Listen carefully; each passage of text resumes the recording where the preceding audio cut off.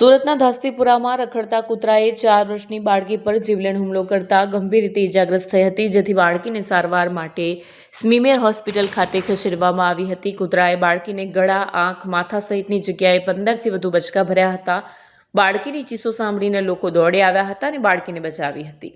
SMIMER hospital પાસેથી મળેલી માહિતી મુજબ મૂળ ઉત્તર પ્રદેશના વતની ભગવાન પ્રસાદ ગુપ્તા હાલ વરિયાળી બજાર ધાસ્તીપુરા વિસ્તારમાં આવેલ ગુલશન પાર્કમાં 3 સંતાન સહિતના પરિવાર સાથે રહે છે. ભગવાન પ્રસાદ શાકભાજીની લારી ચલાવી પરિવારનું ગુજરાન ચલાવે છે. કાવ્યાને ક્યાં અને કેટલી ઈજાઓ થઈ છે? કૂતરાએ હુમલો કરતા કાવ્યાને ખૂબ જ ગંભીર ઈજાઓ પહોંચી છે, જેમાં કાવ્યાને માથામાં, ગળાના ભાગે, આંખના, કપાળના તેમજ પગના ભાગે ઈજા થઈ છે. માથામાં એક 7 ઇંચ લાંબો અને બીજો 4 ઇંચ લાંબો ચીરો પડી ગયો છે, જેથી વધુ સારવાર માટે કાવ્યાની સર્જરી કરવાની નોબત આવી છે. હાલમાં ઈજાઓમાંથી સારી થવા માટે કાવ્યાને અંદાજે 1.5 થી 2 મહિના અથવા તેનાથી વધુનો સમય લાગી શકે છે.